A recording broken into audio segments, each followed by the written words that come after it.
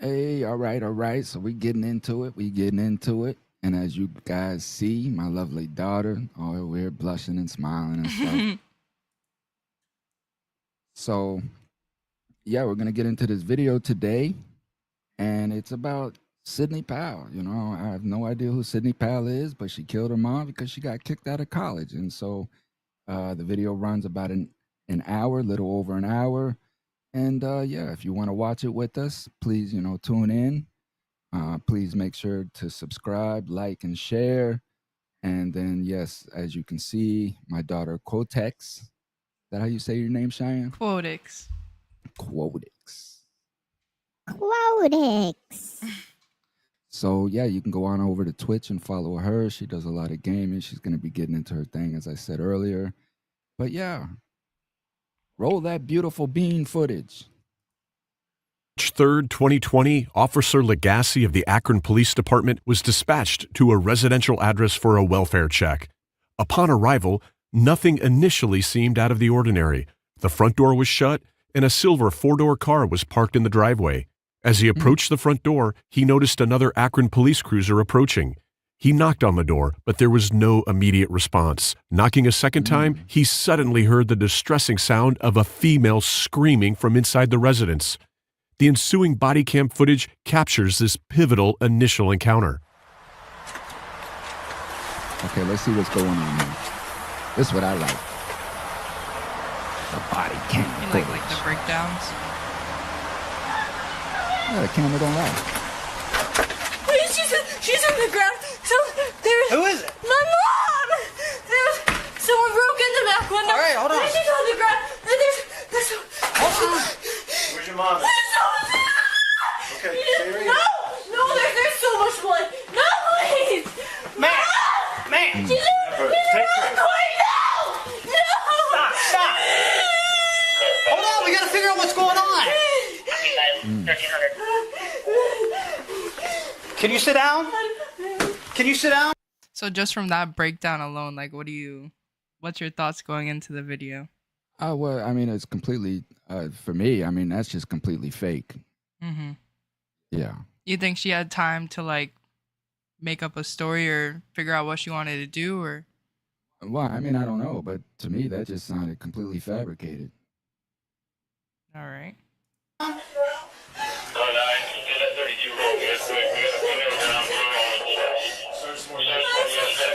Take her outside. Come on. Come on. Is she gonna be okay? Come on. I Come on. You just need to cooperate with me, all right? love my dad. Huh? I love my dad. What happened? What's going on? What's going on? We heard a bang. We heard a bang. And she told me to get out. And then I heard screaming. So I came back and she was on the ground. Okay, you heard a I ran out bang. back. There was a big broken. Okay.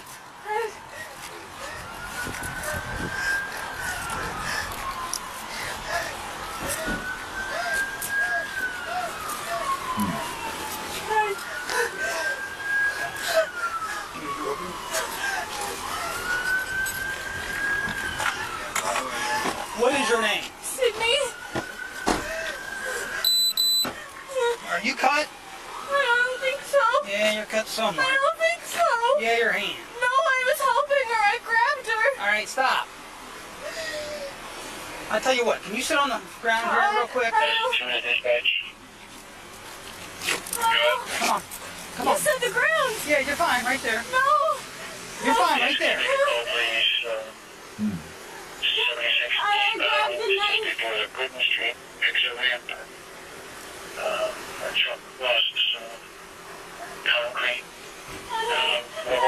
This is minor. They might have a more, I don't know, check that victim in there. She's got cuts on her hands. I don't know what they have in there, but there's a female down in there. Yeah. What's going on? I don't know. We just got that. I'm the dad. Okay, Sydney. what's- I don't know. Okay. I don't know. What? What the hell? Where's my wife? The window's broken, Dad. Where? So you're gonna have to. She's just all covered in blood on her socks and everything. Well, tell me what's the lady in the house, okay? She's got minor cuts. Yeah. Can you imagine the dad coming back to that? Like, man, that's crazy.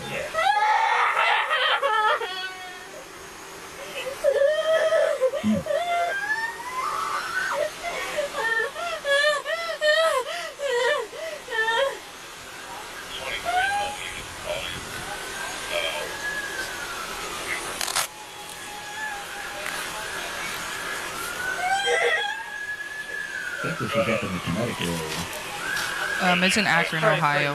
Akron, Ohio, that's right. What's your name, ma'am? Sorry, what's your name again?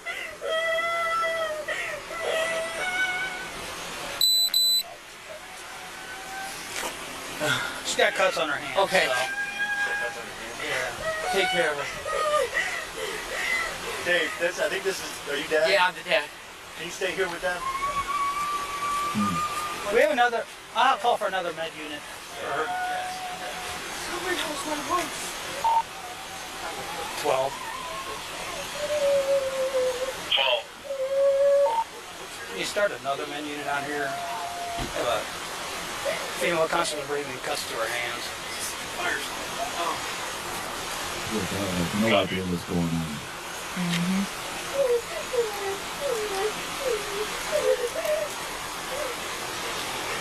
You said your name's Sydney? Ma'am, is your name Sydney? What's your last name? He's probably. No, he's in Talmadge. Yes, I talked to him. What is it? Powell. What's your date of birth? Huh? Yeah. What's your date of birth? Okay.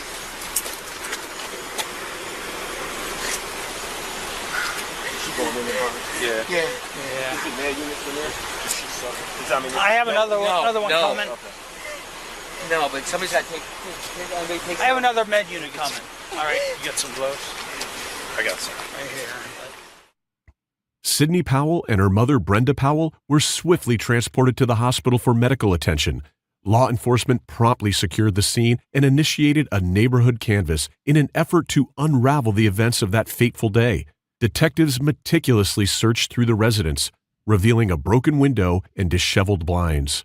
On the floor lay a large knife, situated near the spot where Brenda had previously been found, hemorrhaging. Officers entered the basement, methodically clearing it of any potential suspects. In one corner of the basement, a closet bore telltale signs of blood spatter on the drywall, seemingly originating from the floor above, although no occupants were found within. Furthermore, officers engaged in conversations with several neighbors, the majority of whom had neither witnessed nor heard any notable occurrences leading up to these events. Sydney Powell's father, Steve, was promptly transported to the police station to confer with detectives, while medical professionals attended to his wife and daughter. The ensuing interview with Steve offers valuable insights into what may have transpired on that tumultuous day, shedding light on the unfolding events. You're fine. You're fine. Sit here. This is the consent to search here. How do you spell your first name? Steven.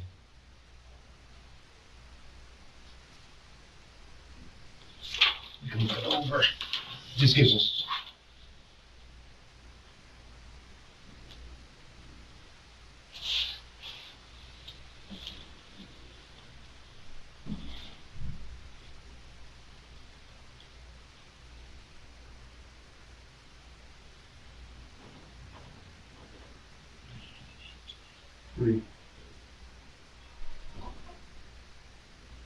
So do you think they have the dad under as suspect right here?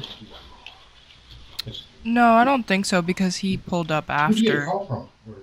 What happened? I Because they have assume. no idea what to. Oh, okay. He said there was To go a with, call, though. went out, a distress call. I from think the she University would of be the Mount main Union. My daughter was suspect because she was going there. And said, female in distress. He might be second. I said, well, that's funny because Brenda's there, my wife. So I said, well, let me call. So I called Brenda. And it rings on the cell phone. No answer. I call Sydney back. Rings and rings and rings. No answer. And I think he was at work I during call her this back, time ring, too. ring, ring, no answer. I'm pacing around. I call Jeep back, and as I'm on the phone with him, telling him there's no answer, my doctor calls me back. He said, "Oh, Mom's on the phone with Mount Union." I said, "Well, cops are on the way." And she went, "There's been a break-in," and she just started going off. She said, "What?" She said, "There's been somebody broke into the house. There's blood everywhere." Mm. And I'm like, "Stop!" And then that's when I called. I'm sure there was conversations after that, but I'm not going to remember the detail. She was hysterical and crying. I called Jeep back and said, "Yes, I don't know what I told you. I don't know if I said it was legit or it's the cops on the way. There's been a break-in, City," and I left. Did you catch that? About the daughter? Yeah. Yeah, where she tried to cover it. She was like, "Oh, Mom's on the phone." And then as soon as he said the cops are on the way, she switched it to someone just broke in. Yeah. Drove home and saw that. So at first, when you talked to her, she said that your wife was on the phone with Mount Union. Yes. And As soon as I said cops are on the way, the hysterics started. Mm. So even the dad knows something's wrong here. Mm-hmm. Is she still attending Mount Union? Well, as far as we knew up until today, yes, but apparently not for the last, I don't know, maybe couple weeks. Because I tried to get on, I don't know, this was a couple weeks ago, I tried to get on the website to I like to check the balance, and she's been coming home on and off on the weekends a little, just odd, little frequently. Never seemed odd for sorts, I mean, it's acted perfectly normal. But she came back, and I'm like questioning, well, why aren't you at school? Why are you coming home? And, it's all the same, just, the vague non-answers.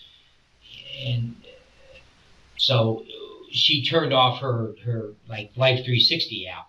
But I think on that app, you can't see where she's going. You can kind of see highlights of where the phone was. Well, I'm kind of looking, I'm like, well, you're not where you're supposed to be. This is kind of weird. So I called her on it, and I said, Mount, because I went on, so then I tried to go on the Mount Union website, and I figured, I was going to see if there's anything on that. Parents only have so much, Right. I'm willing to pay the bill and everything, but if you want to find anything about it, you're out of luck. Right. So, but I figured I'm going to try. So I sign on, it says your password or your login or password ID doesn't work. I'm like, that's weird. So I recover my password, and I put in the right answer, and it didn't work. And I did that a few times, and I texted her back and said, something's not working. What's wrong? She comes up with something that says the website's down, basically, and but I'm working on it. So a few days pass later. Nothing seems out of the ordinary until maybe it was today, I tried to get back. Oh, Mount Union calls me today because I sent them an email that says, my user ID is this, my ID is this, my password's not working, my recovery answer won't work, and I know where I was born, I know my car, and it doesn't, when you type in your recovery email, the system just, it didn't recognize it. So I sent Mount Union Billing an email and says, basically, what's wrong?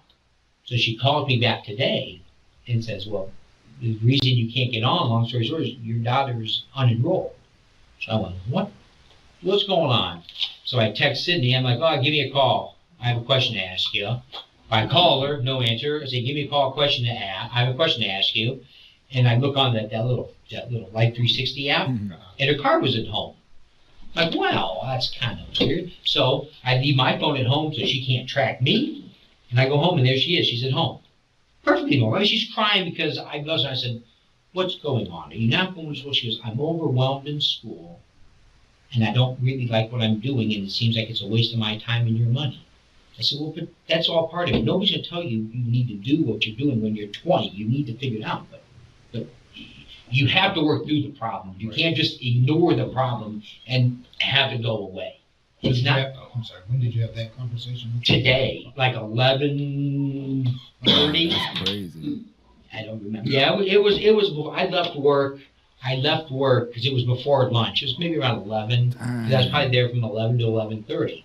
So from her phone call. So that, I mean, that's what I said. You know, my recommendation is call the school back, call the student union, get reinstated.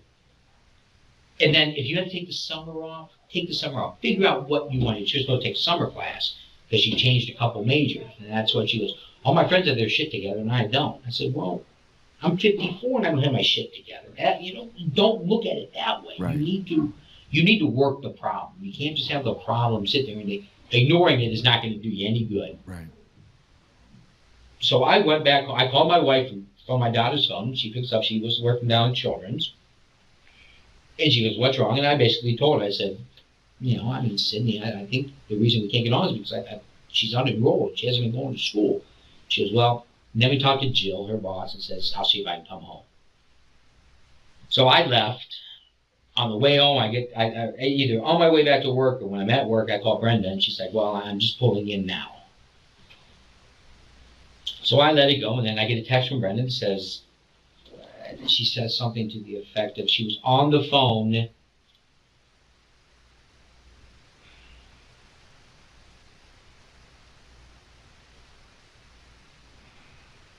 waiting for someone from Student Affairs to call me back. And that was at 12:36. She said, how much was the check that they're returning? Because Mount Union told me, too, before, with the phone conversation, we're returning your check. I'm like, well, you know, nobody would return a check. So I said, I texted her back at 12:36, and I said I had no idea. It was electronic. I said, check on the scholarship, too. Make sure she didn't lose that at 12:37. At 12:39, I got on the bank account, and I said, maybe. I go, $5,435. And then at 12:41, what did you discuss with her? And that was it. So 12:41 was the last. 12:41 was the last, and I don't know how to tell what time I got his call. That's nuts. Mm. That's crazy. So, Shai, you're 21. What's going through her mind in that moment? Right? Well, I think from like the storyline, it was that her parents were very hard on her to go to school, and you know, she had the thing where it was she didn't want to disappoint her parents. So it's kind of the case of, well, I can't disappoint my parents if they're not here. And I think that's kind of what was going through her mind at that point. But dang, what about the dad? She didn't have a plan for the dad. Yeah, I don't know what happened with the dad, or she thought that he was going to come back or whatever, but I think like as the story progresses, it's the mom gets on the phone with the principal, and the principal is just laying out everything that's happened, and the daughter okay, just so didn't want her to hear it. she snapped. Mm-hmm. Yeah. Okay. All right, well, let's get back into it. Recent. And Dang, he just saw 12:54. Well, he didn't see her. She was at work. 12:54 seems Well, like it because then I I'm called. just saying, you know, I called The night morning before of. and all, you know. Yeah. Maybe it was a little before that. Maybe it was 12:51. That sounds maybe right. What did you call? And he saw her in there too.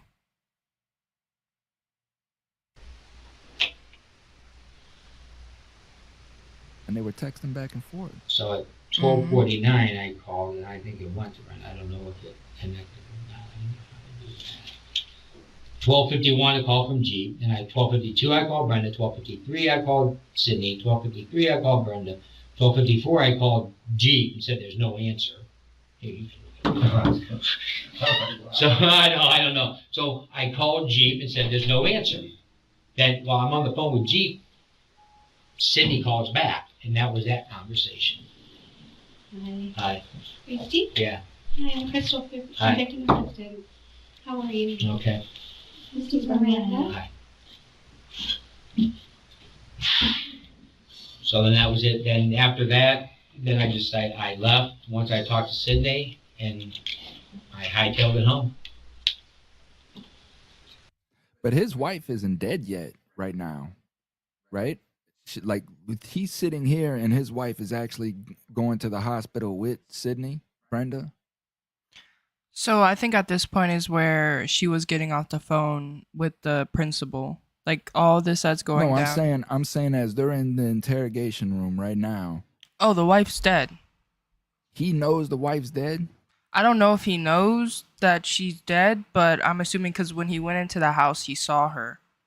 So I'm assuming. And then it said that they were on their way to the hospital. Mm-hmm.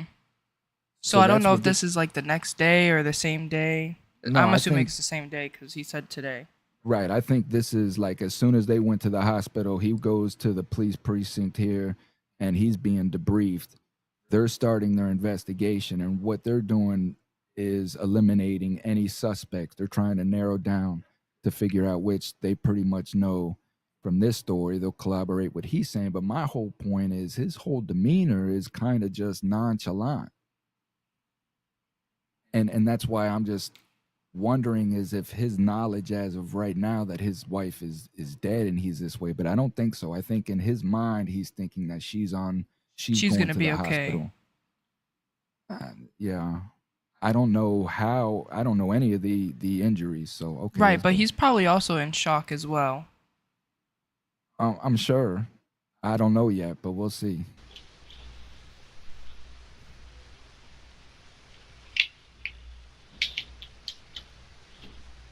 Because one thing you got to remember is all of these people are characters. He could know, and as far as the police know, he could have been the one that broke in and killed her.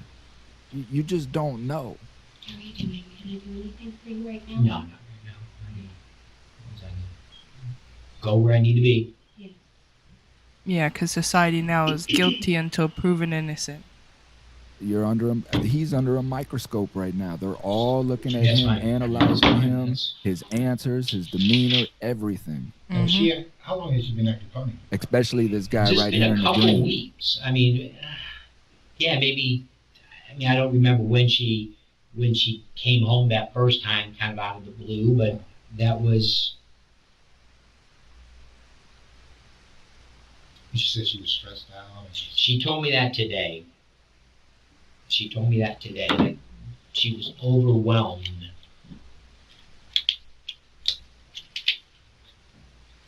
Is she on any medication? Nope.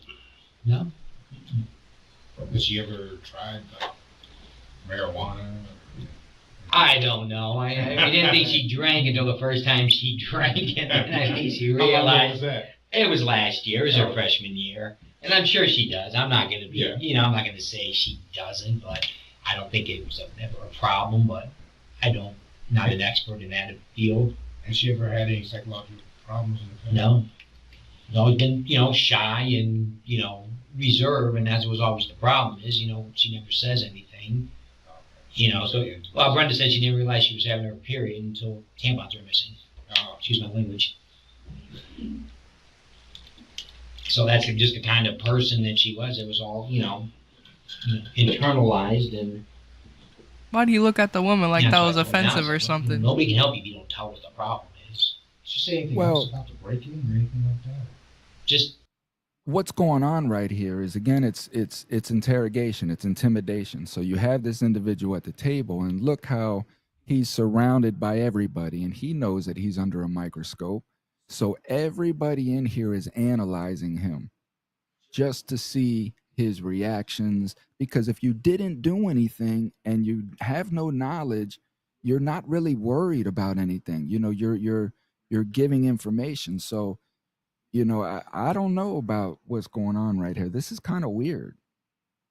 No, just hysterics. Said there was a break-in and there's blood everywhere, and I'm like, "Where's your mother?" And she's just nothing.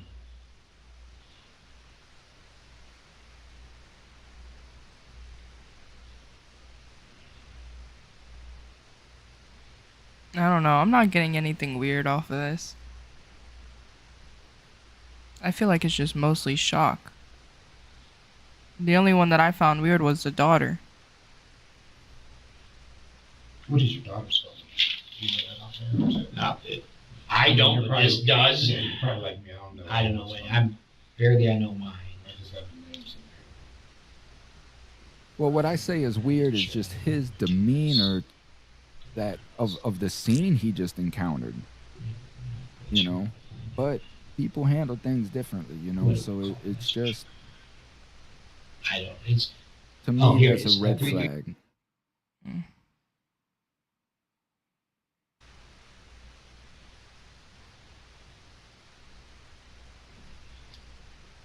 That's Sydney.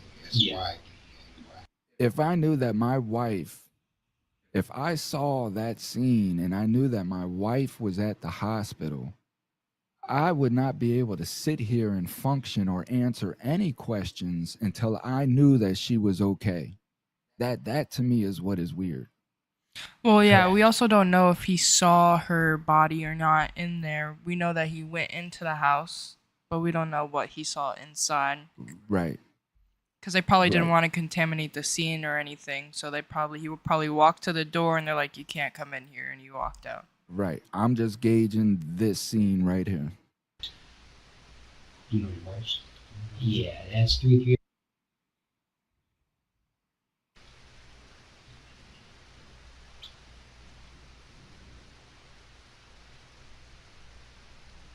Were you able to go in the house at all?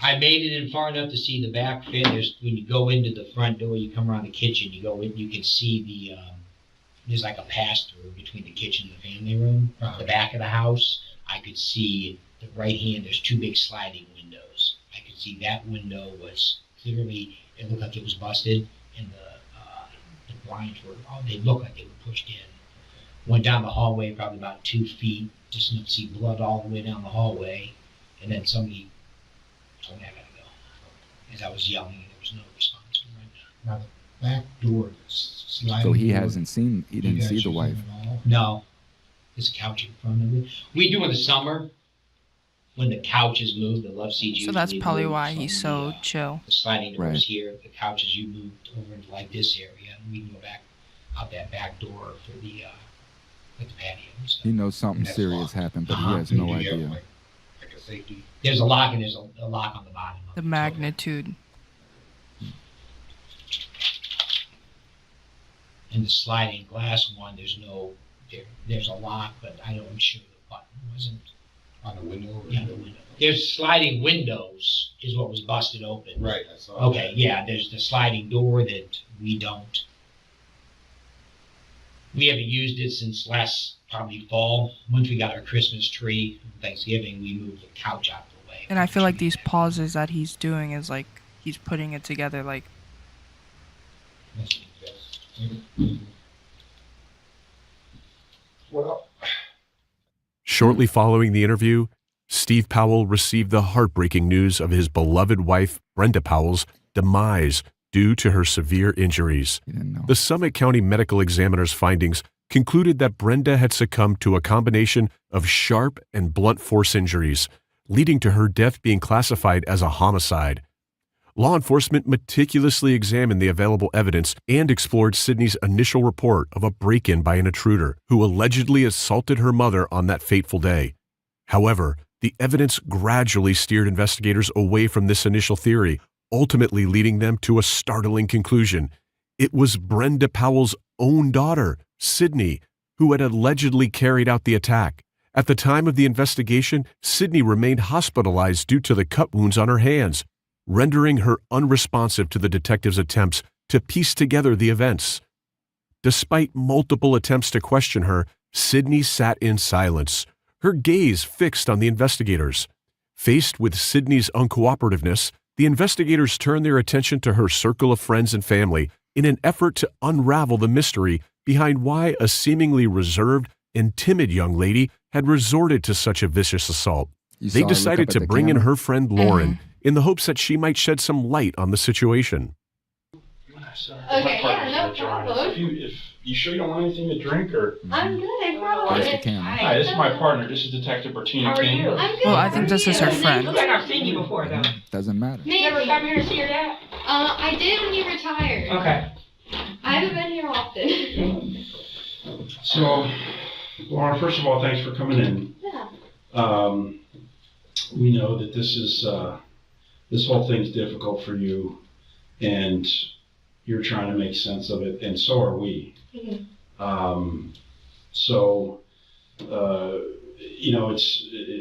We're just talking to you about what you know, not about what you've heard or anything. Okay. Just trying to find out as much as we can so we can, kind of make sense of this ourselves.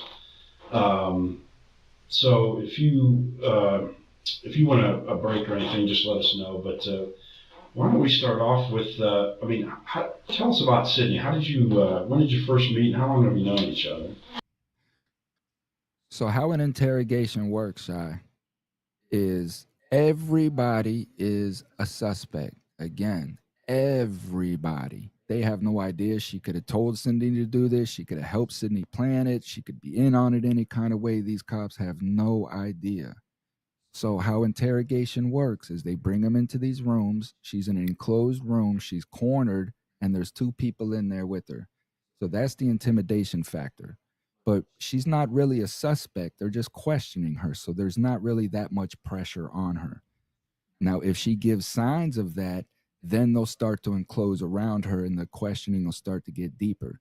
But what this is known as is baseline questioning, because what they're doing is getting a read off her. They're just asking normal, no pressure questions, trying to get it because they know she's nervous. She's nervous as hell, but that's normal. And they're just trying to get that normal read off her so that if they ask anything and that normalness changes, then they know there's something there. So that's what we look for. I've known Sydney for 6 years. We met the first day of summer gym in high school, and then we were best friends ever since. Very close. And what are you doing now? I'm at school. Okay, where do you go to school at? I go to the University of Mount Union. Nice, comforting questions. And what year are you in there? I'm a sophomore. Yeah. Now, we understand that Sydney was your roommate at Mount Union? Yes, she was for last year and then this year until she left. Okay. So how did that work? Did you both plan on going to Mount Union or? Okay. Yeah, she liked it first and I was like, I don't know. And then I visited there and I was like, oh yeah, this is the place to be. And then when we both got accepted, we were like, oh, we're definitely being roommates. Okay. And so you've been friends ever since your freshman year at St. B? Mm-hmm. Go over each other's houses, everything like that? Yep. Okay. So what are you studying at Mount Union? Education. Education? Yes. And what was Sydney taking? Well, she started off in exercise science freshman year, her first semester, but then she didn't like the classes, so she switched over to psychology and sociology. But then she didn't really like that, so this year she switched to education, and then she didn't like that either, and that's one of the reasons she left, is because she really couldn't find what she liked. So she was trying to figure it out. So tell us about very the indecisive. time you spent together at Mount Union. You said that I think it's she like really what you wasn't, said. She just didn't want to go to school. couldn't find something that she was interested in. I think her most interest, was psychology, like learning about that stuff. But other than just like hanging out with her friends, like educational wise, it was kind of hard for her, I think. Where did you stay at there? Where do you stay at? Freshman year we were in a dorm room, and then this year we were in a suite, so it's like a dorm room but like two, so we had like neighbors, and we shared a bathroom. But it's actually like Mount Union housing. It's not like a separate apartment or anything. It's not union housing. So it's just you Bless and me, Sydney? thank you. Mm-hmm. And Hey, now, bless you, man. were there some other groups of students that you hung around with frequently? Neighbors of yours? Yeah, so like I said, our suite mates, which was Alyssa, who was a cheerleader with me, and then our friend Brittany, who was in like the townhouses, so she didn't live with us, but she was really close with us because she was in our sorority together, and she was also a cheerleader. Now, was Sydney in that same sorority? Yes. What sorority is that? Alpha Chi Omega. Now, do they have a separate house on campus there, or how does that work? So they do have a house on it, but they only have like one apartment, so you can't really like live there. So it's Alpha Chi Omega. Omega? Okay. Yeah. And did you both join together, or how did that go? So we both went through recruitment together, and we both did the same sorority. What attracted you to that sorority? The girls, the vibe that they gave off, like everything that they stood for. And what was that? Tell us about that. Their well, I think the girls are just really nice in general, but the philanthropy they stand for is, the Domestic Violence Shelter of Alliance, and even though I've never been, like, in any of those, like, situations, I think that was a good cause. Okay. So you didn't there's no actual house, but everybody just belonged to the sorority and just stayed at their dorms, is that? Yeah. How often did you get together with those girls? Every Sunday we have chapter, which is like kind of like the meetings, and if we had events, we were with them. So anytime we had an event or on the Sunday chapters, so often. So when you first got to Mount Union, how did it go for Sydney? Did she seem to be? I mean, you mentioned that she didn't really, find. I'm sorry, but every time, and he sounds just like him too, but every time I hear the word Sydney, I think of Scary Movie. And he sounds just like the detective in Scary Movie, walking around asking him, Sydney, would you mind looking at a couple of these photographs for me, please? Niche as far as what she wanted to study. If he pulls out some photographs, I'm going to lose it. But, I mean, did she ever talk to you about her classes and how that's going, or did you share that with each other? Yeah, I mean, I think we talked about classes a lot because we did homework together a lot. I think she was, like I said, I think she struggled in her classes. I don't think her grades were the best, but she didn't really tell me that because I wasn't really struggling. But I think you could tell, kind of, especially at the end, that she just wasn't, like, doing her best. In high school, she was very, like, good grades and everything, so I think that's where all the pressure came from. To struggle with it. Most of it. A little bit. Think it's like a study habit thing? Because, it's a big difference from college to... I think so, because, like, in high school, sometimes you can procrastinate a little bit, and in college, you definitely can't. So she just wasn't, did it seem like, how did this like kind of change affect her? I mean, did it affect her moods at all? Did she seem concerned about it, or tell us about that?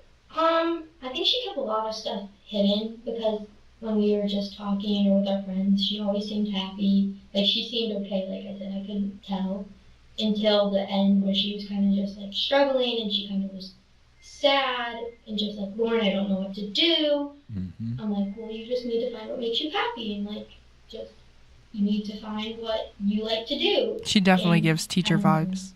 I think it did make her a little upset because Well, this is why I say it's important to communicate and not hold all that pressure in, you know? What they wanted to do, and she hadn't. Pressure bust pipes, man. So when do you think that it really started affecting her? That, like, look, this is, I'm really having problems, and this is, I have to, I mean, look, I don't want to put words in your mouth. Tell us when you think that it really started affecting her, like, often. Like her anxiety? Well, I know she's had anxiety for a while, but I think this last semester, like starting coming back in January, is when it really started, that she was kind of more like upset because she really didn't know what she wanted to do. Like, she didn't like her classes, because that's when she started the education classes, and like my friends and I were worried for her because we didn't know what was going on because she didn't tell us, and like there was problems with like housing or something. Just like we shared a room and had like put names on the doors, and her name wasn't on it when we got back, and we were confused about that. And she said it's because they messed up because she didn't sign the forms right or something, but it kind of never got fixed. And then she left. And my friends and I were just worried because we didn't even know if she got any books for her classes. Like, we were trying to ask her questions like that. And like, she's like, no, I have books and I have stuff for my classes, but like, I do homework all the time. And I don't think I saw her doing a lot of homework the last couple of weeks. So I think this last semester, this January, part when she was there, kind of affected her the most. So, had you, hung out over the Christmas break? Hmm? Okay. And was she talking about, what was she talking about then? Was she talking about the next semester, or did you guys talk about school at all? I don't think we talked about school. Maybe living situations, because for like junior year, we were talking about living in the townhouses and like what we were gonna need. So I think we were talking about living situations, but like school-wise and class-wise, I don't think so much. So when you came back from Christmas break, you didn't see her name on the door. Yeah, And when did she come back? she came back the same day. Same day? Yeah. Did you come together? No, Okay. no, she came in her own car. And so take us through again, her name wasn't on the door. Yeah. And how did, So I guess the dorm people do that? Yeah, so the RAs do that. Okay. And so we were like, oh, what happened? Like, maybe you should go ask the RA, because people were asking, like, why is her name on the door? I'm like, I don't know. So she was kind of hesitant to ask the RA, so that's when we were kind of just like, what's going on? Like, my sweet mate, Alyssa, and I were asking, like, oh, what's going on? And Sydney's just said that when she signed out the forms wrong, so she was meeting with residents, like, a lot in the last couple weeks to kind of figure out, like, to get her stuff back, because then when her name wasn't on the door, her dorm key, like the thing to get into the dorm building, it stopped working. And so, but then it started working again, because she went over to Res Life and they turned it back on. So I don't know what happened, really, but that's all she said. So it wasn't, so when she got there, it didn't work, and then she went and talked to them. Yeah. And then, so is this like, so the key is the outside door, and then you have to use one for the inside door? No, so there's there's a key card, like our Mount Union ID, and that's when you swipe in, so like you can get into the building. Okay. And then there's the actual key for the room. The swiper wasn't working, the key swiper wasn't working. Okay. So I think she just told us that she didn't fill like the housing form out, like this, when we had to come back, we had to fill out a form saying we're coming back, and she said she signed something off wrong. So I don't know if that's true or not, but that's what she told us. And then she just, like I said, she met with Res Life a lot, like a couple weeks trying to get them figured out so she could, like, because she was staying, and then she ultimately decided not to stay, and so she had to return her key and stuff. so when she got her stuff working again, how was it like day to day? I mean, was she leaving the dorm? Was she coming back? Yeah, cause And what were you thinking about that at that time? I was confused because we've told each other everything for a long time, so I was confused in the sense I didn't know what was happening, and I was just like, she could trust me, she could tell me if something was wrong, I want to help her. But Dang. she didn't really tell us anything. Like, she didn't tell Alyssa anything either, or Brittany. She did go to class, so she was leaving the building, but usually her and I were together because our classes were similar, so we'd be coming back at the same time. But I saw her use her key, but like I'd use my key too. But yeah, we were together most of the time, coming back from classes and stuff. Do you have any of the same classes? We had the same class, but not at the same time. Did you actually know for sure she was actually physically in the classroom? No, cannot say it to know that. She told us she was, and I mean, she was, like, we both had French class, and she was doing her French homework with me, so I knew she was doing stuff with the same class, but I don't know if she was going to class. Okay. Was there any, like you mentioned Alyssa and Brittany, any other, like maybe the sorority sisters in any of her classes? No, but she was also close to a girl named Audrey. She was in our sorority, but she was also a cheerleader. A lot of her friends were my friends, because I'm a cheerleader. Audrey's gonna be sitting her ass in that chair. Yeah, So her you don't name's know been if brought she's up a lot. actually ever sitting in a seat in a classroom? I can't tell you that, no, because we had classes at the same time. And if we didn't have class at the same time, it was because I was in a class and she was in a study room because she didn't have class at that time. What was she doing? I mean, was she at the dorm room a lot, or how? Can you describe for us what she was doing when she was not in class or supposed to be in class? When she wasn't in class, if she was waiting for me, she'd wait in the study room, so that like Mount Union had like rooms that you can study in. So she'd wait for me until I get out of class, and then we'd go do stuff together. But if she not, she'd be in the dorm room in her bed on her laptop. Did you notice any, change in her mood? Was she talking about anything, or? I could tell she was getting more upset, like more sad.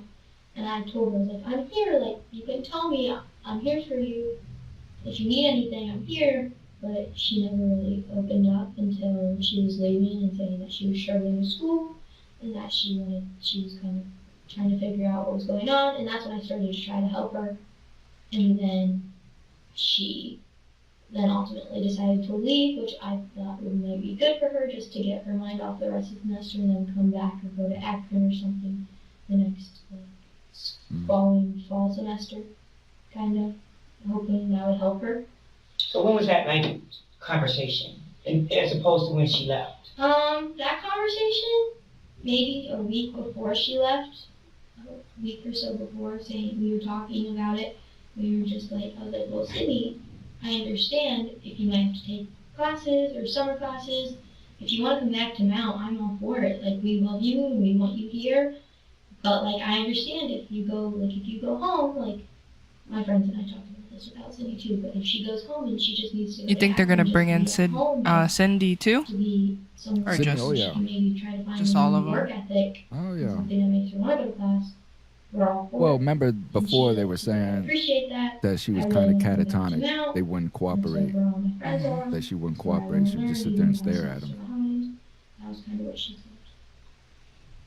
So when did she actually leave? Can you put a day on that, something that reminds you of when she actually left? The Tuesday before the incident. The week before. A week before? Yeah, Is that the last time you actually saw her? I saw her the Monday before the incident happened. That week she came back to Mount to watch The Bachelor with me and my friends at my friend's townhouse. She came over. Did she stay where she was staying after she left, or what did you believe? Where did you believe she was staying? I thought she told us she was home. That she left. We watched The Bachelor, and then she left to go back home. And she texted us when she came home. Like I made her home? Yeah, like she made it home. Okay. So you think that before this happened, she'd been at the house a week? Yeah. Okay. So she leaves about a week before the incident. Then you're thinking she's at home. Yeah. And then she came back to just that Monday. Yeah. Okay. So Lauren, let's talk about this. You're her best friend. Yeah, exactly. And I know this is difficult, but tell us about her relationship with her parents. This is when they flipped the switch. Her and her parents. Well, she hasn't really given anything to press on. She's just been honest. That's the thing. She's probably like they did everything together. Like one of the reasons I don't think she knows what happened either. They were always close. She never said anything bad about her mom. She never ever talked about because Sydney was very, from what I guess, she's very, every time she'd be going home, she secretive. Like kept everything inside. And she spun this big web of lies, all over this pressure. So I really have to hear from the parents of how they were putting that pressure on her because she killed her mom. She beat and stabbed her mom to death. I think it's also a little bit different too because, like as a friend said before, she wasn't as secretive as she's been the past couple weeks. Right. Like this is a new thing for her. And where do you think all that came about? Just like how you said with the pressure and, not doing so good in school, whereas in high school she always got good grades and now she's just, it's not going as great for her as it was before. So I'm just thinking it's kind of just the thing of, she had that pressure to be good in school and now it's just. And that leads you to murder? Well, your mom? I don't know, but Let's go. Well, I guess we'll find out. She's like, I can't wait to see my mom. Or when she goes home for weekends, she'd be like, oh, my mom wants me to come home so we can hang out and like watch movies, and she loved being home. Alright. And she had a good relationship with her dad too. Never want to put no pressure on Like, you. I know that her and her dad like What to is that watch, like, supposed to Star mean? Wars together, and he always like cooked food at the house. Like he liked cooking, and she'd As always a talk parent, about we're how always good his food scared that was our and kids are gonna what they kill would us, get each other man. for Christmas and things Right. about spring break. Like she loved being home like with her family. So when she's talking to you about, the problem she's having at school, did she mention that she tried talking to her parents at all, or that they were going to have, that they were involved in her future plans at all? Yeah, I know she definitely, especially when she left, she talked to her mom about leaving. They kind of made that decision together to leave Mount. Like, she told them that. She didn't tell them for a while, but I knew when everything kind of built up, she was telling them how she was struggling with school. And And I'm when assuming she that's left, I just knew what that she was a told her, decision because between that's her not and her the truth at all. Kind of mutual type decision. Now, when you say that she told them and it was like a mutual decision, is that her telling you that? Mm-hmm. Is that her telling you Right. that she... She told me that she talked to her parents and they decided that it would be best for her to just not finish the rest of the semester. Mm-hmm. So as far as you know, based on what Sydney was telling you, she was discussing this situation. Did you think her parents knew based on what she told you? Mm-hmm. Okay. But you never ever talked to the parents, all right? No, I haven't seen her parents in a while. Mm-hmm. She knows that she couldn't. So you last saw her, which would have been like a week before the incident, and then had she removed all her things, or what about, did you get the impression that she was moving out at that point for good? When she told me that Tuesday morning, we woke up and she was talking, she's like, I need to tell you something.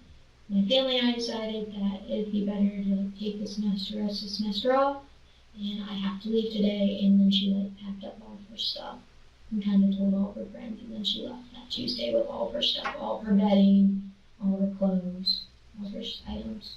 And that was a Tuesday before the incident happened? Yes, yes. And then she drives up to see you the Monday night before? Yes. Okay. Yes. Did she say anything that day when you were watching The Bachelor, or how did you ask how she was doing, or tell us about that? Yeah, we asked how she was doing, and she said she was good. Like, she acted like what we would see as normal. Like, she was laughing, she was having fun. She said she got jobs because she works at the Akron Rubber Ducks. What do you think they're doing right here, Shy? I guess trying to just get the background of what Sydney was feeding, her friends, and seeing if they know any information of if she was planning it or, That's what if it I was think too. premeditated.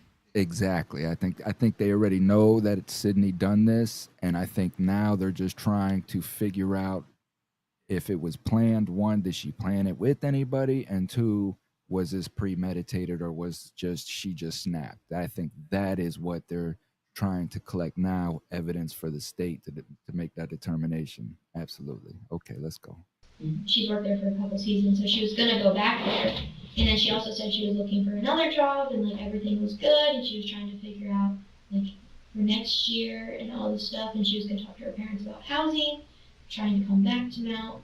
That was her main thing. But she seemed fine. She seemed completely like I said, she was laughing and we were goofing off and doing girl stuff and everything like that. When she's, once you got to Mount Union, or anytime actually, did Sydney ever drink alcohol at all, or she did? Mm-hmm. Okay, just kind of describe that for us. We've all been college age, so.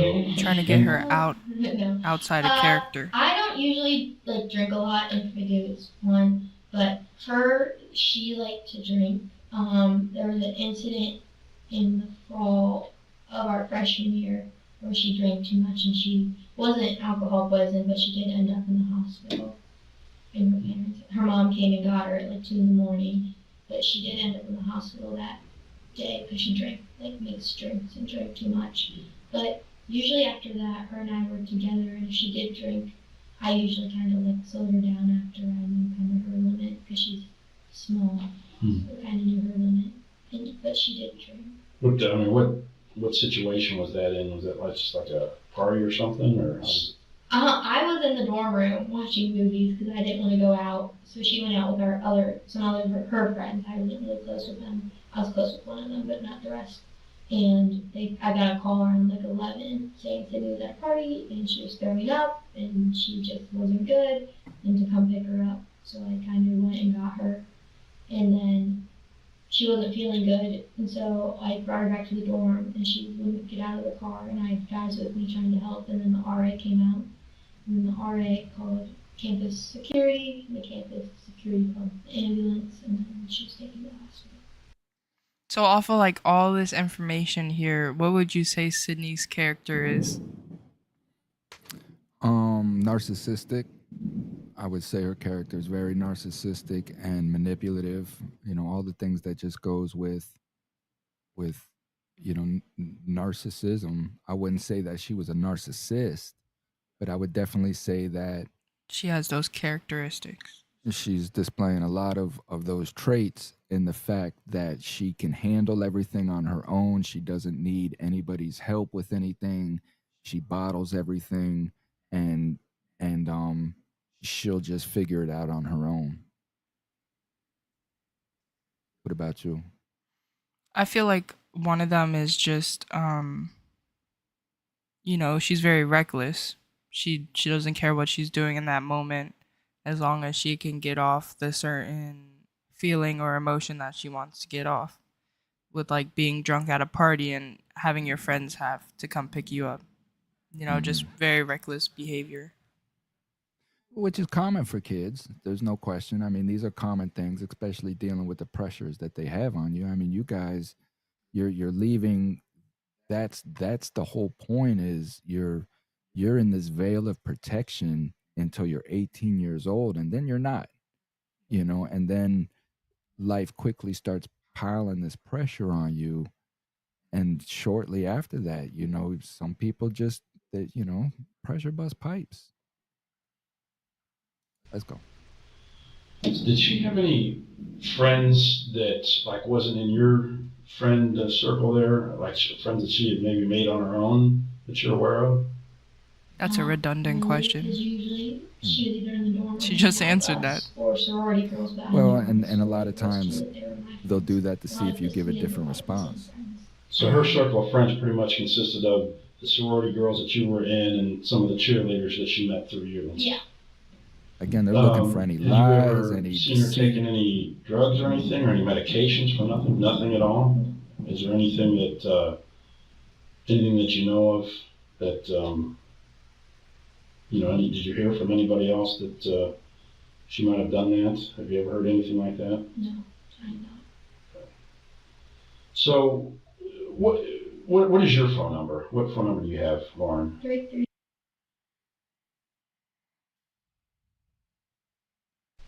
You guys texted that? We did, yeah. Okay. So you mentioned an Allison? Audrey. Oh, I'm sorry, Audrey. Do you know Audrey's phone number off the top of your head? No. How about Brittany? He knew that. He just seen him. I'd have to look at my I phone. know you just probably keep them in contact. Yeah. So did she, that after, you said after she left, You she got all wrote her it down stuff when and she left said it about a the week first time. before. What kind of contact did you have with her during that week? Did you talk to her at all over the phone? Not really. Because we kind of wanted to give her a week just to settle in with her house. We asked her how she was doing. I called her, but she didn't answer because she was in the shower. And then I texted her, and I was just making sure. I was like, "Oh, just want to make sure you were okay." And then we talked a little bit, and then she asked if she could come over that Monday for the bachelor, and I was like, "Oh, of course, we'd love to have you. Like, we want you here." And then she came over, and then she texted me, "I'm home," and then we'll text like videos to each other. So she sent me a video that night too, and that was kind of like the last of it. What kind of video? A TikTok video. Did she have any boyfriends or any guy friends that she met at Mount Union or back here? We hung out with fraternity guys, and like she had the same guy friends I did. She did have a boyfriend from about like December before. So they're definitely break bringing him in. until January when she came back. So, is that like a month or so? Yeah, very Do short. you know his name? Dom. Dominic. Yeah. So what made him break up? He cheated on her on New Year's. Okay. Yeah. Yeah. That'll make you happy. No, yeah. So yeah, they broke up. How did she find out that happened? I had friends at the party that called me and told me, and then I told her. Okay. Yeah. So you had to break the news to her. Yep. Did she ever, you know, any, you mentioned that she had the drinking episode. Any kind of like breakdowns or anything, or you mentioned that, you know, she had a hard time finding out what she wanted to do, what she studied, but any like real bad episodes that you can recall, anything like that? I mean, not bad. Like I've seen her cry, but not over like me.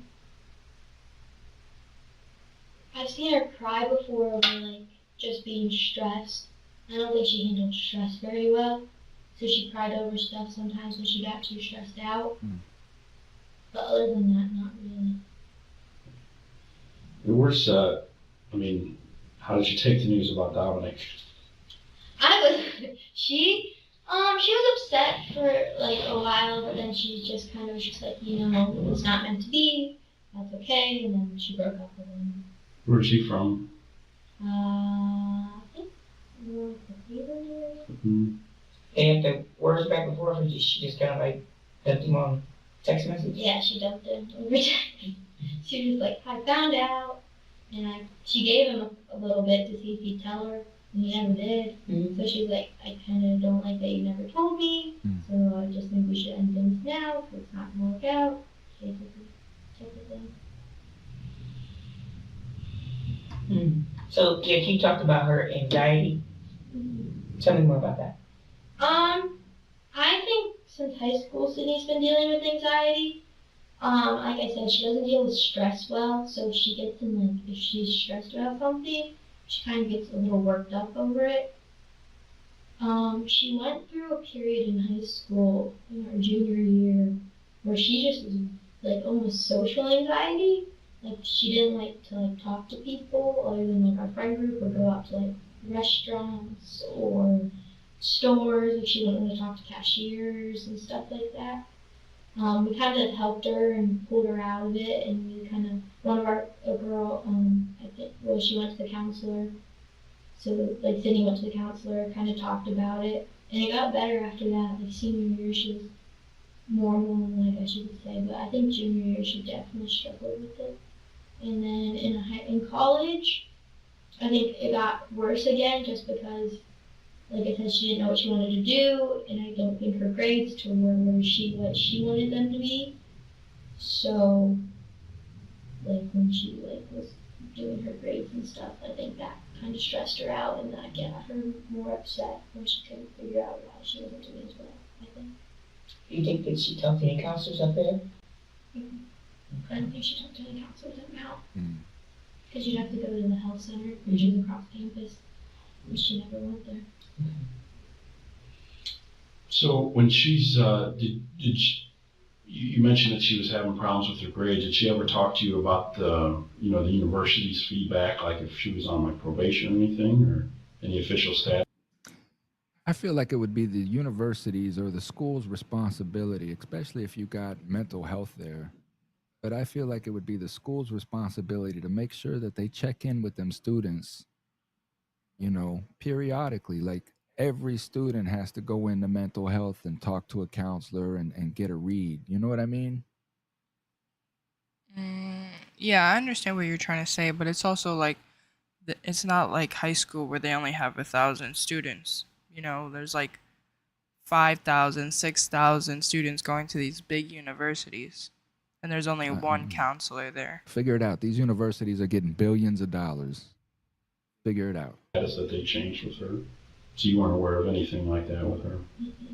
I know the reason I kind of found out is because in the sorority I got an executive position, or I was in a position to where I knew she couldn't do something because her grades, so she was academically for her grades in the sorority. When would that have been That was semester-wise? That was last semester. I kind of found out about that because we have a thing called. Which would have been the fall, Yeah. this past fall semester? We have a thing called Big Little where like the older girls get a new girl and they kind of like their mentors, and she wasn't able to get one, I guess, because of her grades. So that's kind of when I found out because I was in a minor position then where I helped pick the Big Littles. So I was like in the position. I kind of found out because of that. And how did she react when she was, when you talked to her about that? Or did you talk to her about it? I didn't bring it up until I was just like, hey, I know you can't get a little, and they said it's because of your academics. Is there anything like you want to talk about? She's like, they just messed up my transcript. Like I didn't get as bad of grades. I'm like, I don't really think that happens, but yeah. So she told me. Just all a web of lies. But then she came and told me the truth a little bit later that she did have bad grades. And was that like this little thing, was that like towards the beginning of the semester or More towards the middle to end. towards the middle of the end? And she did finally come forward and say that, did she mention specifically what her grades were? Mm-hmm. Just said that she was having some problems.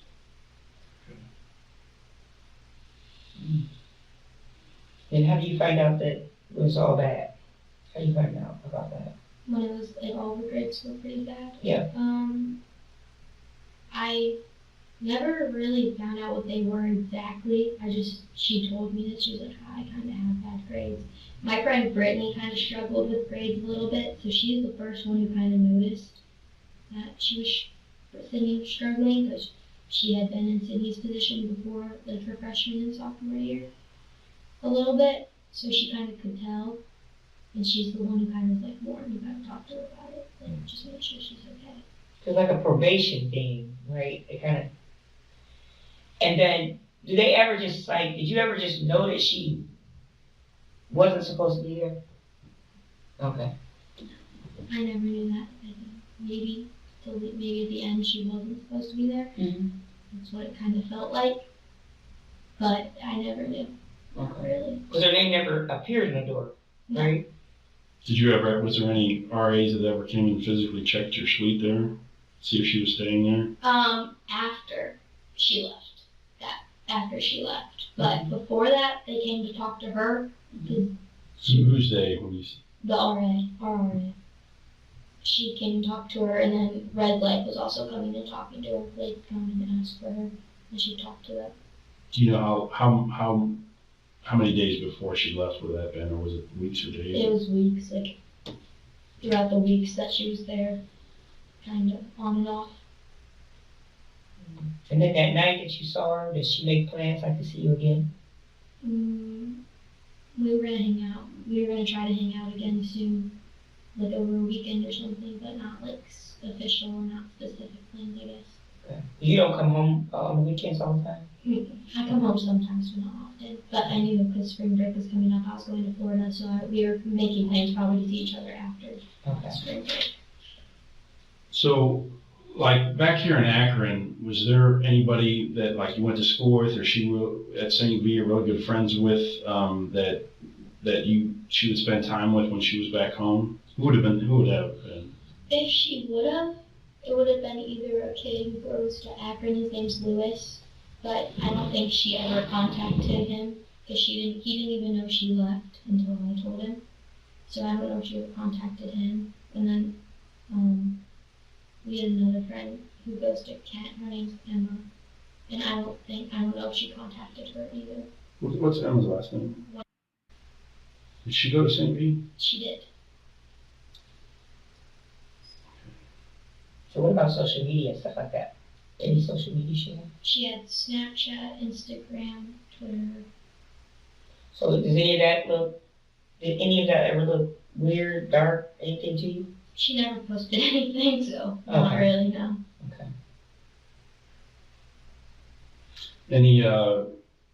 Any guy friends that were back here in Akron that she hung out with? Not really, no. When she was here, she usually just hung out with her family. Like, her close friends were kind of the ones at school. What's your relationship with the brother like? They had, I think, like a normal sibling relationship. Like, they love each other and they'll do anything for each other. They also, brother and sister argue and stuff like that. So I think it was pretty relatively normal. Like, she loved her brother. She told me that all the time. Like, we talk about, like, I talk about Steven, she talk about Andrew. Like, pretty normal. Like, she liked to go to her brother's soccer games and his lacrosse games. She liked supporting him a lot. Was she playing in any like intramural soccer up at Mount Union or anything like that? Yeah. Was she playing any back here in Akron, anything like that? So, Lauren, what haven't we asked you? Is there something that you think that we need to know, or something you think that we might think is important that's weighing on your mind? I don't think so. I think you guys have asked a lot of good questions. I think you've gotten a lot of the main things. Like, yes, definitely, she has had anxiety. I think is a big thing. I don't know. You know, she ever went to a doctor, got diagnosed with it or anything like that? I don't know. Did she call it, like, I guess I would say that's, like, to me, like, a serious word to call something. Anxiety? Yeah. Yeah. I mean, I guess this society, day and age, words kind of get. Right. That's why I was wondering, like, did she ever say, I went to a doctor and they said, you have anxiety, and then we just kind of carried it on like that? No, she never said anything about going to a doctor. I don't know if it was diagnosed or. But I knew, we would call it, like, anxiety, I guess, even if it's just a small term for it. Or something we just used a lot. Just, she was stressed a lot, I guess you could say. Yeah.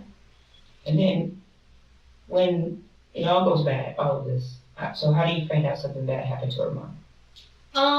So I know that I got called into my coach's office because the dean or somebody came in, and I was called into my coach's office, and they told me that something happened at the Powell residence, and they knew people were going to the hospital, but they just didn't know what happened. The dispute happened, and then my dad was coming to give me a suitcase, and so then my dad kind of told me. Oh, did you guys go in Florida next Yeah. day or that? Yeah, because I remember him being here that day, like the next day or something. 2 days. Yeah. Yeah. Okay. Oh no, it was the next day. Yeah. It was the next day. Yeah. It was. Yeah. He kind of told me what happened. And my mom passed away, and kind of part of it. So how did you feel about that? What were you thinking? I was shocked, just because, like I said, Sydney and her mom were so close, and I kind of just was like, "What do you mean?" I think I was shocked and confused for a lot of it, and then I kind of, when I was on vacation, kind of figured that this happened, that something happened with her mom and her, and I don't know what, but I've been going, I can't really help other than tell you guys what I know, I guess. I knew I can't do anything other than just be there for Sydney. Did it shock you? Yeah, it shocked me. I was just I was just like, no, maybe didn't believe it at first. I was like, no, Sydney and her mom, like, maybe something else happened, somebody else was there, but obviously that wasn't the case. So I was just really shocked about it. Have you talked to anybody in her family since this happened? We talked to her dad, just like we sent flowers to the funeral, so he kind of thanked us and just was making sure we were okay. Basically, he was just making sure we were okay. We were making sure, like we said, if they need anything, we would be there for them, kind of that type of situation. So what about the other girls that are friends with Sydney? How are they? They're okay. I think giving that week of spring break kind of let everybody kind of digest what happened. Like, we were all really upset that day or night. I wasn't there on campus, but the campus sent an email that Tuesday or that Wednesday. I wasn't there, but I heard it. Everybody was talking about it, and it was kind of upsetting for some of the people that were her friends. Because they were just confused because so many people loved her and never would have saw this coming. Not at all. Never would have saw this coming. So it was just a big shock to everyone. But like I said, having that week, and now I think not being at school because of the coronavirus has given everybody time just to like heal and kind of digest what happened and just hope kind of for the best. So has anybody said anything like, we have negative naysayers? Yes. Anybody say anything bad? Like, news, this would happen, she asking whatever, anything bad? Not to me. Okay. Everything that I've, like, people, my friends have texted me, people in my sorority, and it's all been very positive to me. During that week on spring break, I kind of turned off all my notifications for social media, so, like, I didn't see anything, or I didn't want to, kind of type of thing, just to kind of heal and not, but, I know from my friend that people were saying mean things on her social media page, her Instagram, because it was public. My friend told me that. I didn't go read it. But Is it Sydney Powell? yes. Yeah. I heard there was negative comments on her Instagram page about her, but like I said, I didn't read it. But everything I saw that people text me and stuff was just positive, saying that they're here for us and they love us and kind of that type of situation. You guys are like, so what are you doing now? Just online? Yeah, online classes. Are you guys back now for spring break technically? Or? So we had Monday and Tuesday off, and then yesterday started online classes, but I'm just living at home because they shut down our dorms. You can't live in the dorms. And this is all in the heat of COVID. Yeah. This is when COVID just started picking up. I just have a question.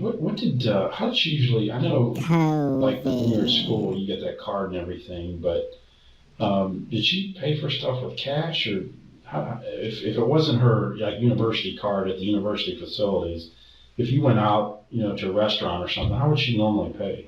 If you know. Either cash, or she'd get a debit card, or one of us would pay and she'd like Venmo type. She'd Venmo, we'd Venmo. That was kind of how it was. So either cash or her debit card. So she did have an individual debit card? Uh-huh. Okay. Yes. Most of the food is, you guys eat off campus, or you guys like a kitchen and you do stuff at home? So there's a cafeteria, and then we have in our school a cafe. It's called the B&B, where you can use your dining dollars there and get money. But if not, it was at a restaurant or at our friend's townhouse, which they had a full-size kitchen, so we cooked there. That's kind of fire. Okay. So how you feeling about I'm okay now. The first couple days where I was kind of sad and just confused and shocked, but like I said, I kind of realized that the only thing I can do is kind of tell you guys what happened and what I know about her, and just know that I know Sydney, or knew Sydney, how she was, and that's all I can do is just support her and try to help as much as I can. Kind of that type of situation. Just I knew that there was nothing I could have done right now, or that situation I wasn't there. I don't know what happened, so all I can do is just be there for people. anything we haven't asked you? I don't think so. Okay. Well, Lauren, if you think of something, I'm going to give you my card. Your dad knows how to get a hold of us, but I'm going to give you my card. And if there's something that maybe you say, I wish I would have told Detective King, kind of win that, or anything at all, or I should ask you, do you have any questions for us? Or I know there's probably a million things, but okay, I'm going to give you my card. She's like, no. And if you, like I said, if you think of something, or somebody says something and contacts you either through Instagram or whatever, says something that's really unusual, I don't know what that would be, but if there's something that sticks out to you, or they got handcuffs just over get a there. hold of us, okay? See the handcuffs hanging So to what the do you wall. study? What are They you chain you to studying? the wall at. Education. Okay, so Where? you're going to teach.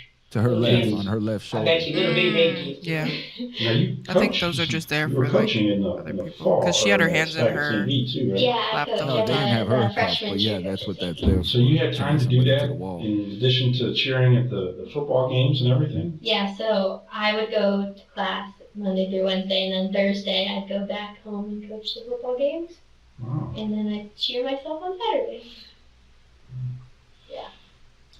Well, thank you for coming in. Thank Okay, I'm gonna walk you back down, and appreciate it. Yeah, of course. Thank Good you. boy. Yeah. I'm gonna get right here, and then I'll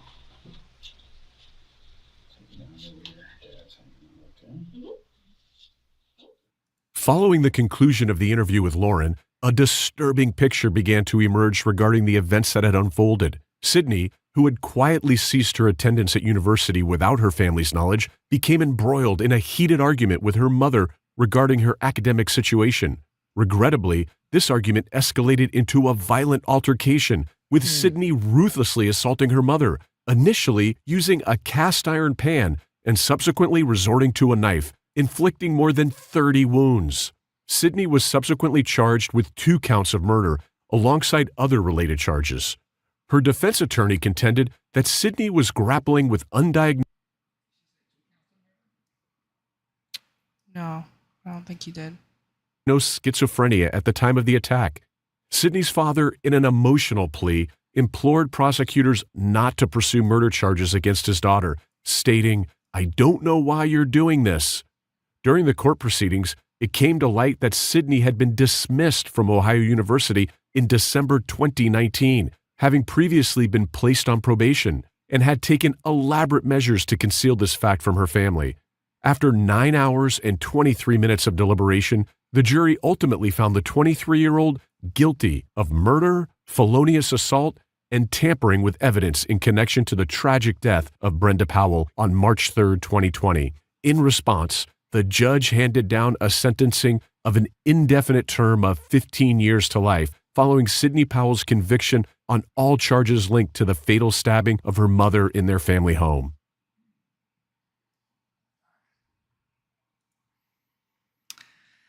All right. So I think the story goes is that, you know, the mom finally got a hold of the principal. The principal was giving her the background of what's going on. I think she wasn't enrolled starting since the fall, I believe. It was like December or something like that. And she had been faking going to school and then coming back on the weekends and then going over to the school again. And that's when the principal found out and she gave her a letter and she told her she had to get off campus because she wasn't enrolled there. So then that's when it came springtime and she was staying home more, and that's when the dad started to find out. And then the mom finally got a hold of the principal during that one call, and she was in the kitchen during that time, Sydney was, and she came out with the cast iron and just hit her mom, and her mom was still alive. So that's when she switched. Yep, and then that's when she switched to the knife and just killed her. Now with the window situation, this is all after. So she had grabbed a rock or something from outside, but the way that she did it to where the cops knew that she had broken the window, instead of going outside of the house and breaking the window from outside, she broke her from inside. So that's yeah. So that's how they knew.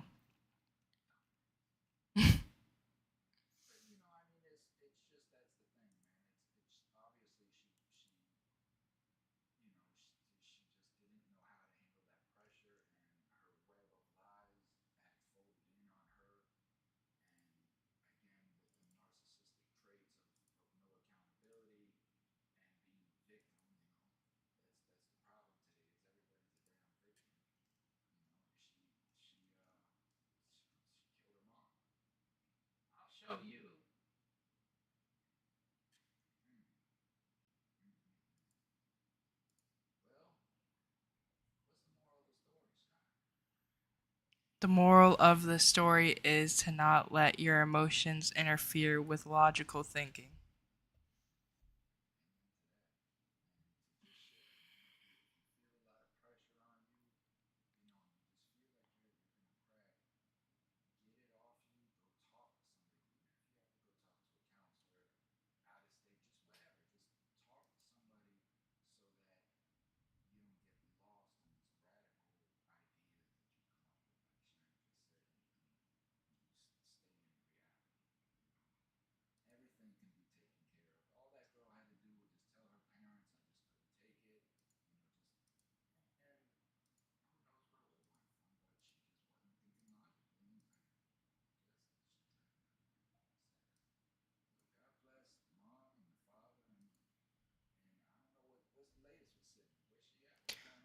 So currently now they are back in retrial because I guess she had gotten a doctor or whatever, and she is pleading that she was schizophrenic during that time. So now they are doing a retrial, and she might actually be let off on her charges. Hmm.